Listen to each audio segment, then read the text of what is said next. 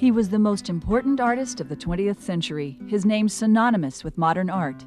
His early revolutionary painting and sculpture, with its bold, never-before-seen distortions of reality, continues to influence countless other artists.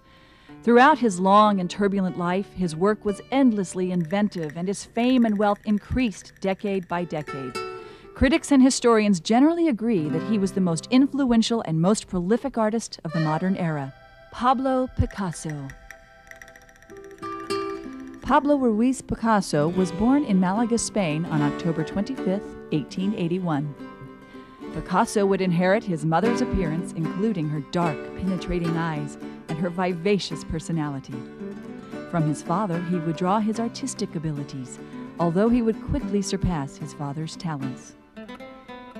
Encouraged by his artist father and also impelled by natural inclination, Picasso started drawing at an early age.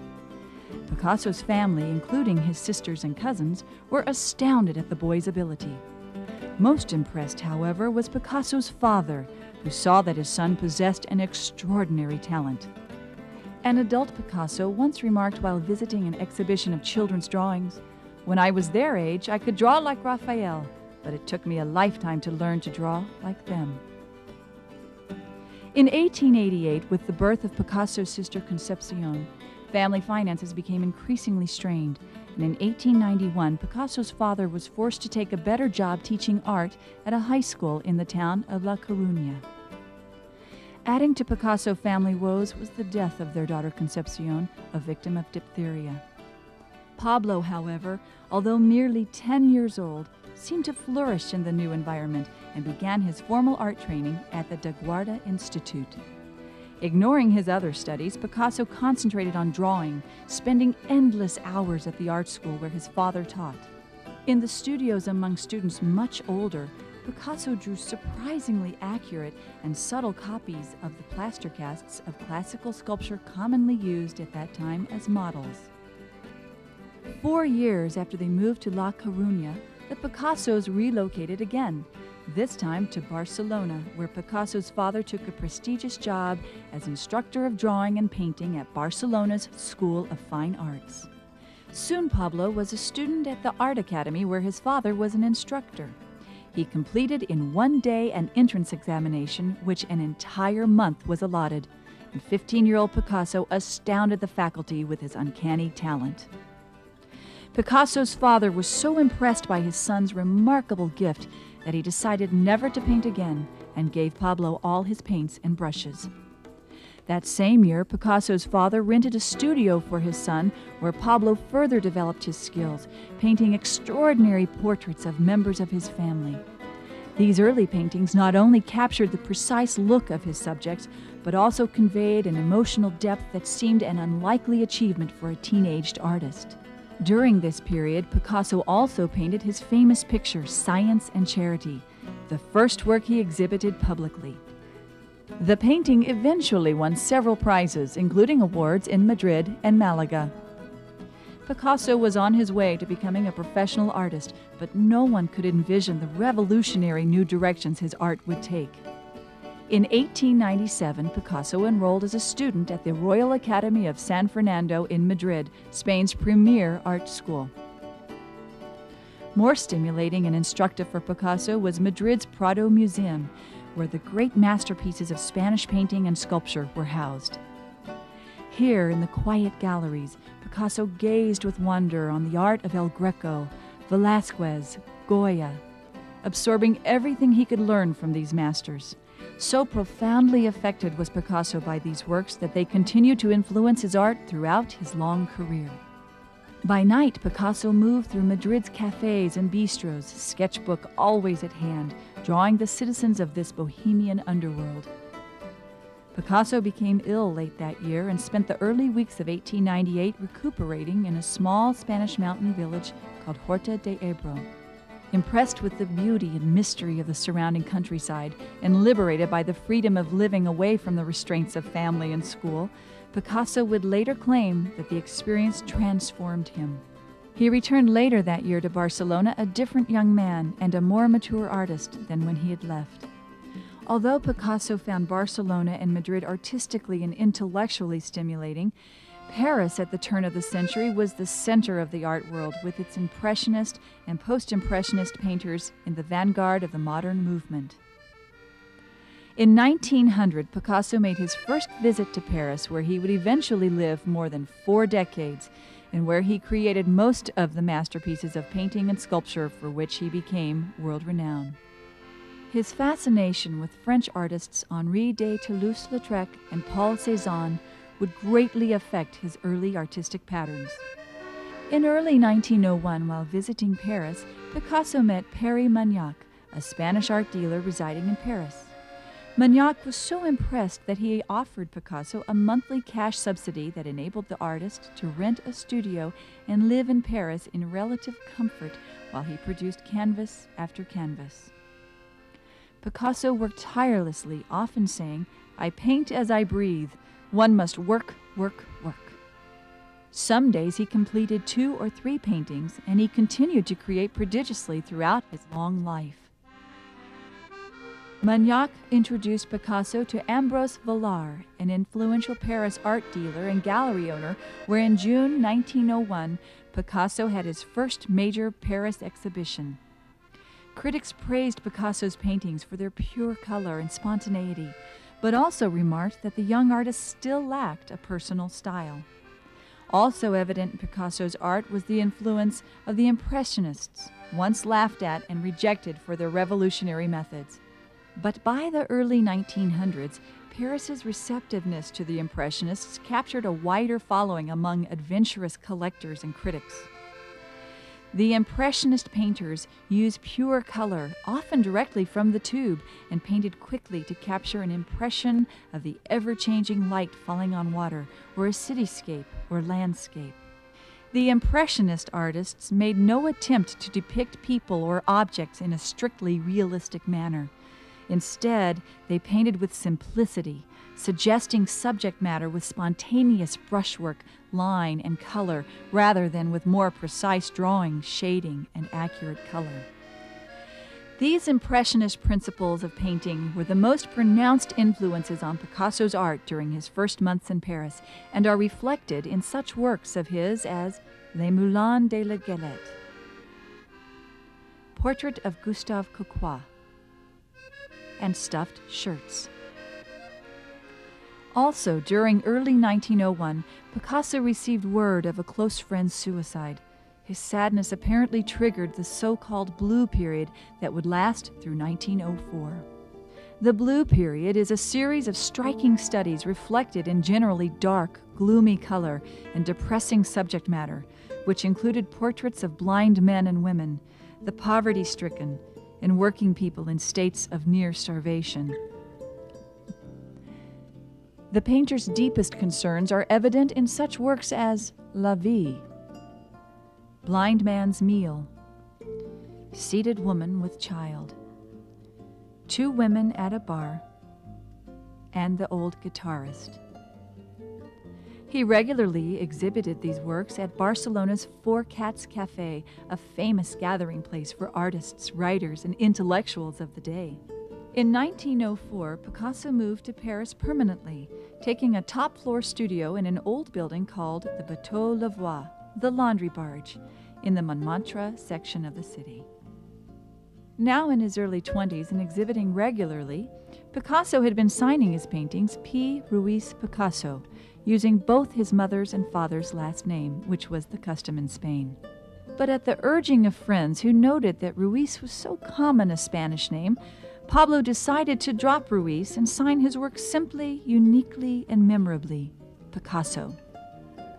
In the summer of 1904, Picasso painted the last of his Blue Period works, Woman with Helmet of Hair. In the autumn of 1904, Fernande Olivier, a beautiful young woman who Picasso would use as a model frequently, entered his life. Picasso's new romance and the excitement of Paris soon conquered his depression, and he felt a new, youthful joy in living.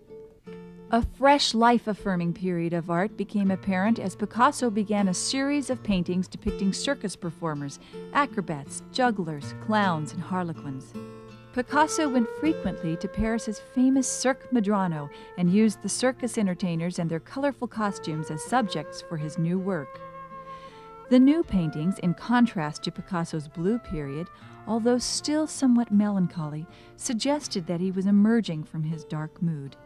Pinks and rose tones dominated many of these paintings and became known as Picasso's Rose period. Well established now among the artists, writers, and intellectuals of Montmartre, Picasso made many new friends and acquaintances, among them the influential writer and art collector Gertrude Stein. A portrait that Picasso painted of her in 1906 is simultaneously realistic and abstract. Abstract since certain details not essential to the portrait have been taken out or abstracted. Soon another major change would occur in Picasso's work, a change regarded as shocking and revolutionary, which shattered old conceptions of art and which eventually transformed the way people looked at and thought about painting. In 1906 and 1907, Picasso made many visits to Paris's Trocadero Museum, where he became enchanted by the beauty and power of African art and sculpture.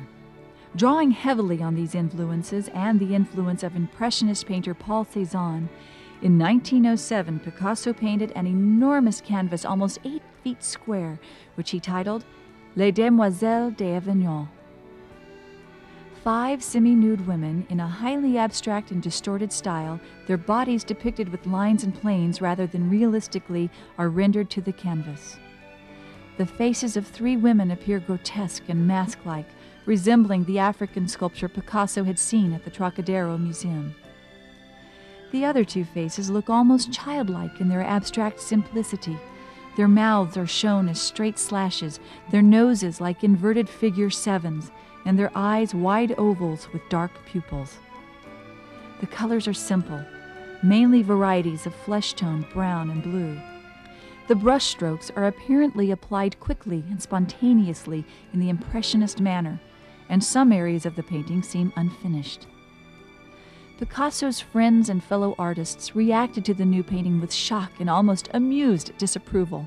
In the years to come, however, knowledgeable artists and critics changed their opinion of Les Demoiselles d'Avignon, and the painting would be recognized as a revolutionary breakthrough in art, the first painting in a new history-making art movement that would eventually sweep through the world, Cubism. Not long after completing Demoiselles, Picasso was introduced to French artist Georges Braque.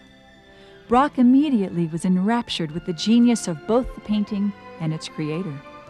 The chemistry between the 2 artists was instantaneous, and together they would breathe life and momentum into this new abstract art movement of Cubism. Cubism eventually influenced the works of sculptors, musicians, and poets. A complex assimilation of many influences, Cubism was considered to be a logical result of the post-Impressionist period. Together, Picasso and Braque shared a studio and focused on the evolution of the Cubist approach to art. In Cubism, the subject matter is broken up conceptually into geometrical units, or small cubes. By 1909, the development of Cubism well underway, Picasso and Olivier traveled to a discontented Spain. Ill at ease with the political and social climate of Barcelona, Picasso revisited the peasant village of Horta de Ebro. Art historians attribute the Spanish landscape with its tiered hills and stucco homes as inspirational in the art form. His paintings by now were exhibited in Paris, Budapest, London, and Germany. Critics still were insecure with Cubism, and Picasso's paintings were described by one critic as a return to barbarism and primitive savagery, a repudiation and an utter abasement of all the beauties in life and nature. A more liberal reviewer wrote, "I frankly disclaim any pretension to an understanding or even an appreciation of Picasso. I am awed by him." While his 7-year personal relationship with Olivier was fading, his international reputation was clearly making lively news. By 1913, synthetic cubism evolved through his work Man with a Guitar. With this phase, the forms were less analytical, being replaced by large, flat, colorful shapes that symbolized the objects. On May 2nd, Picasso received word that his father was gravely ill, only to learn the very next day that he had died. Grief-struck by the loss of his greatest mentor, Pablo paid his respects in Spain and returned to Paris depressed. For the next months, the political climate of Europe would simmer until the final outbreak of World War I in August of 1914. Picasso's dear friend Braque joined the French forces and went to battle. His native Spain remained neutral and only added to Pablo's mixed feelings about the need for the war. In addition, he had many German friends. His blurred feelings were further complicated with the news that his new lover, Eva, was seriously ill with tuberculosis. Her death on December 15, 1915, left Picasso lonely and uninspired to work. Around him, a war-weary Paris hungered for entertainment and had embraced the ballet Firebird by Russian composer Igor Stravinsky. Seeing an opportunity, Jean Cocteau, a French poet, friend, and admirer of Picasso, then took it upon himself to introduce Picasso to the world of ballet and French composer Erik Satie. After some persuasion, Cocteau managed to pair Satie and Picasso in the creation of a ballet called Parade. The ballet proved a creative diversion where Picasso created the costumes and set design. While most friends discouraged him from the venture, Pablo immersed himself into the production. His enthusiasm was undoubtedly kindled with a new romance, ballerina Olga Koklova, whom he would eventually marry in 1918. On May 18, 1917, Parade opened and immediately offended its French audience with its unconventional approach to ballet. Parade suffered critical lambasting only to be hailed later as a modern masterpiece. Among the few contemporaries to treat the ballet kindly was French poet Guillaume Apollinaire. He applauded the ballet's creative linking of choreography with costume and decor into what he described as a more complete art form. The thick-skinned Picasso ignored the controversy. Rather, he devoted himself once again to painting the woman in his life, resulting in a portrait of Olga in an armchair. In the painting, Olga asked that he make her more recognizable. By the early 1920s, Picasso's sculpture and paintings moved away from the strong Cubist style. He increasingly pursued opposite directions, depicting figures in subtle detachment, a neoclassical approach. This included Three Women at the Spring and The Bathers. Tremendous international success, as well as the birth of his first child, Paulo, spurred Picasso on. His art garnered high prices, and Cubism was now considered a vast influence in the world of art. He also continued to design costumes and sets for the ballet. During the summer of 1921, Pablo painted two famous versions of Three Musicians. The Three Musicians bridged the gap between Cubism and the dawning of Surrealism. By 1925, the Surrealist art movement was strongly reflected in The Three Dancers, a major painting of this period. By now, he had also moved on to his next romantic interlude with Marie-Thérèse Walter, a 17-year-old beauty over 30 years his junior. Marie-Thérèse served as a frequent model for his series of Sleeping Women in 1932 to 1933. In Spain, his early love, Fernande Olivier published excerpts of her memoirs that described her affair with Picasso. Lacking control of the situation and the publicity, Picasso took his frustrations out on his wife Olga and his lover Marie-Thérèse. Art produced during this time explored the theme of the mythical Minotaur, a powerful, violent beast. Picasso's personal rage could also be witnessed in Death of a Toreador. To complicate matters further, the young Marie-Thérèse was pregnant. Upon hearing the news, Olga Picasso took their son and left her husband. While Pablo welcomed the separation, he did not desire a divorce, which under French law would result in transferring half his wealth and paintings to his wife. On September 5, 1935, Marie-Thérèse gave birth to a daughter who Picasso named Maya. While he relished being a father, he no longer was enchanted with Marie-Thérèse. For a brief time, his art seemed to suffer a lack of momentum. Then in early 1936, another young woman entered his life, Dora Maar. In addition to being beautiful, Dora possessed sophistication and intellect. Her ability to discuss art and philosophy captivated Picasso. In Spain, a full-scale civil war ensued and distressed Picasso, though he spent long days in his studio. Picasso's personal opposition to Francisco Franco's nationalists is evident in his January 1937 etching, Dream and Lie of Franco, in which the Spanish general is depicted as a grotesque buffoon. While Europe teetered once again on the brink of another world war, Spain's internal struggles continued. Franco's fascist legions and the Spanish Republic clashed. On April 26, 1937, Franco's Nazi allies bombed and destroyed the Basque village of Guernica, stunning the entire world with its massive loss of nearly 2,000 lives in only 3 hours. The shocking photos of the village after the bombing launched Picasso into work. An 11.5 by 25.5 foot canvas became his testimony, condemning the violence in the most powerful manner possible to him. It was titled simply Guernica. Guernica depicted the horrifying brutality of the episode and was installed in the Spanish pavilion at the Paris World Fair.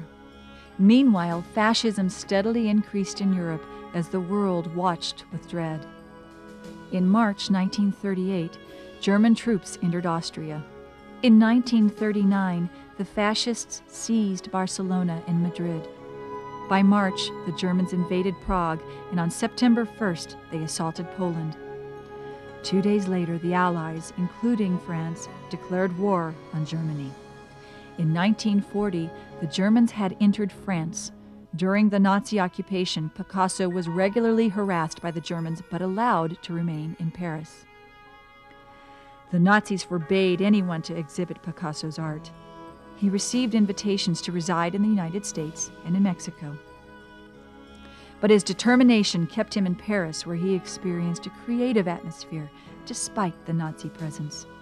Of art as a weapon, Picasso is later quoted as saying, "Painting is not made to decorate apartments.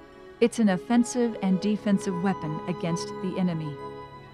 At the end of the war, Picasso began a love affair with an inspiring painter, Françoise Guillot. She would become his model and mother to his children Claude and Paloma. In 1948, he moved Françoise and their children to a villa on the Riviera, where he devoted his energies to revitalizing the town's ceramics industry. Picasso remained politically active. His 1949 Dove of Peace lithograph was adopted as the symbol of the World Peace Congress. With the beginning of the Korean War in 1950, he felt compelled to paint Massacre in Korea. The Korean War ended in 1953, and Picasso settled into a villa at Cannes, France. Françoise moved back to Paris with the children, and Picasso entered a new relationship with Jacqueline Roch. In 1961, Pablo married Jacqueline. His first wife, Olga, died in 1955. By now, he had amassed an extraordinary body of work, and his life was filled with continuous acclaim. Through the early 1960s, the artist continued to experiment and innovate. In 1964, he completed a model of the Chicago Civic Center sculpture based on his Head of a Woman. As the decade drew to a close, Picasso's health was clearly waning. In spite of this, in 1968 alone, he made 347 engravings and continued to paint. Meanwhile, numerous Picasso retrospectives presented the artist's long and prolific life. During this era, he returned to the old masters of the art world and reinterpreted their works. In 1969, The Man with the Golden Helmet was unveiled as Picasso's version of Rembrandt. Of this experimentation with Rembrandt and other masters such as Goya, Manet, and Delacroix, he once said, "I don't steal, I take." The aging Picasso was admitted to the hospital at various times, each time insisting that he was feeling fine and saying, "You know, you must never equate age with death. The one has nothing to do with the other." On April 8, 1973, the master's heart failed and he died with Jacqueline at his side. Picasso continued to paint right up until the very end. Picasso, the artist, spent his life destroying convention. He meandered through various art forms and left a legacy that secures his name within the company of the most important artists of the 20th century. At any given moment, somewhere in the world, even disregarding the various Picasso museums, you are likely to find an exhibition devoted to this prolific Spanish artist that honors his gifts and his genius. Of his individuality, Picasso told the story. My mother said to me, if you become a soldier, you'll be a general. If you become a monk, you'll end up as the Pope. Instead, I became a painter and wound up as Picasso.